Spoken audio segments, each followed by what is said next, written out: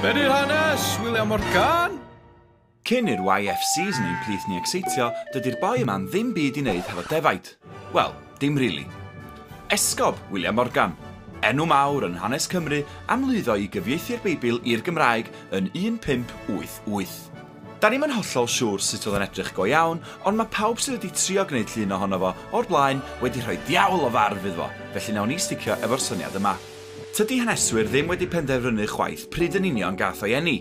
Mae rhai yn deud 1544, tra bod rhai yn dadlau 1545.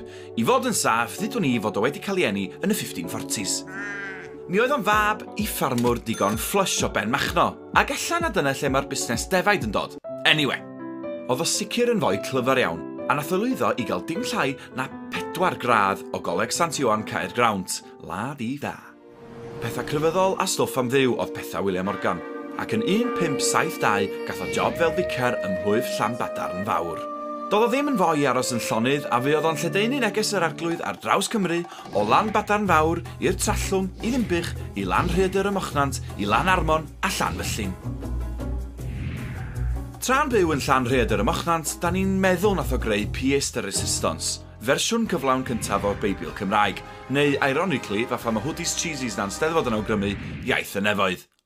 Anyway, nôl i'r 15fed ganrif. Mi wnaeth Big Daddy Coran Lloegr, Harry Ruthfed, gefnu ar Eglwys Catholic Rhufain a'r pab gan sefydlu Eglwys Lloegr, a gwneud fo'i hun yn bennaeth.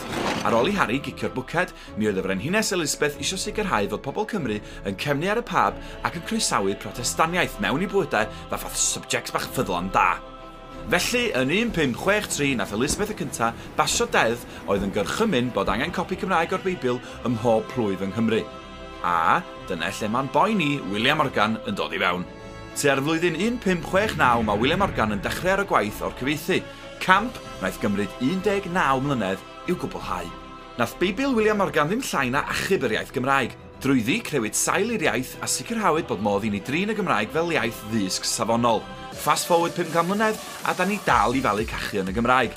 Wbath dwi'n amas yn ein gallu wneud heb law am waith yr esgob William Morgan. Esgob da de. Hwyl fawr!